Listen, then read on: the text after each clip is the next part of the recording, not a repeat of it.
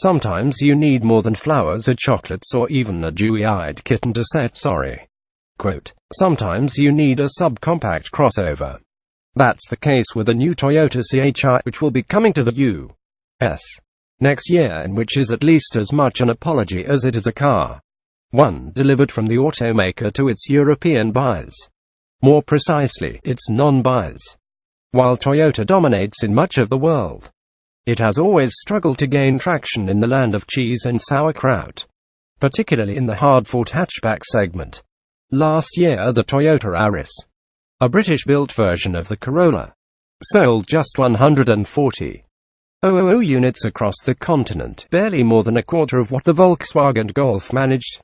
Hence the need for a Euro-focused crossover to add some sales magic and compete with entries such as the Nissan Qashqai and the Peugeot 2008. First Europe, then the world. The original plan was to make the CHR exclusively for Europe. But then other markets, including the United States, got to look at it and became interested. It's not just Europe that likes small crossovers, after all. Keen lobbying has seen the CHR confirmed for other markets, including America. Although we'll be getting a different engine from the Euro Spec versions that we drove there. The name is both silly and a misnomer. According to Toyota, it stands for Coupe High Rider. Quote, although it has been made to look slightly coupe-ish, in reality this is a four-door crossover with the rear door handles incorporated into the C-pillars. The styling is radical by any standard and positively revolutionary for a brand as generally conservative as Toyota. It's clear that lots of pent-up creativity has been expended in its creation. Let's hope there's some left for the upcoming Supra. And although coupe and SUV are pretty much dog and cat in design terms, the fusion here works reasonably well. The cabin is only slightly less out there, with a swoopy design fitting around the hard points of some familiar Toyota switchgear, including the same digital clock that the company has fitted into the dash of seemingly everything it has built for at least 3 decades. There's a slightly overwrought diamond theme going on in the cabin, too, with the shape featured everywhere from the ventilation controls to the embossing of the headliner and the door panels. There's decent space in the front and, against expectations, in the back as well, although the tiny side windows induce claustrophobia. 3 powertrains, but only one for us. Europe will be getting the option of a 114 HP 1.2-liter turbocharged 4-cylinder engine and a 1.8-liter hybrid that pretty much repackages the Prius's gas-electric powertrain. Both the CHR and the hybrid hatch are based on Toyota's TNGA platform. Sadly, neither of those powertrains will be coming to the States, at least not initially. Chief Engineer Hiroyuki Koba has confirmed that the U.S. will be restricted to a naturally aspirated 2.0-liter 4-cylinder, which will make up for its relative lack of sophistication with a dose of extra power. 144 horsepower and 140 pounds-feet. We'll have to wait until the car arrives stateside to tell you what that engine is like in the CHR, as we didn't get a chance to sample it at the European launch.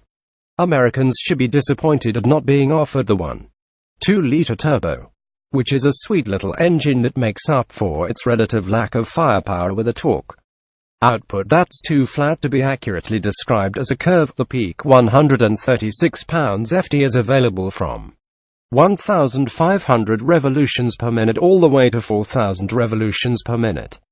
There's enough mid-range punch to minimize objections to its extremely low 5,600 RPM redline. It feels quicker than its factory-estimated 11.4 second 0 to 62 mph time suggests, especially when working with the slick shifting 6-speed manual that will be standard in Europe, and which even has a rev matching function to help smooth downshifts. There's also a continuously variable automatic, which will be the only transmission choice in the U.S. By the standards of such things, it's not too bad, allowing the engine to coast along on its brawn at lower speeds during constant velocity cruising. Requests for acceleration, however, produce the familiar stirring soundtrack as the engine and gearbox both give the best. The hybrid drives pretty much exactly like a Prius.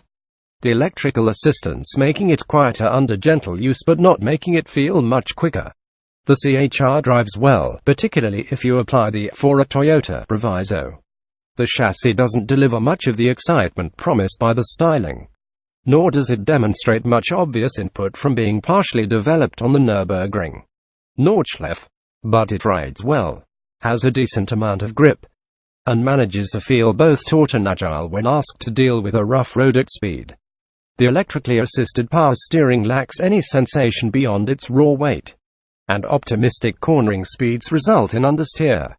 But the CHR is both comfortable and refined at the 0.8 pace where it's happiest. We suspect the CHR will sell better than Toyota's relatively modest sales predictions of around 100,000 cars a year in Europe and another 100,000 in the rest of the world, with the US being one of the bigger markets. It's pretty much spot on the current zeitgeist, and it's not hard to see it having a strong appeal to those who find the larger RAV4 too conventional or too big.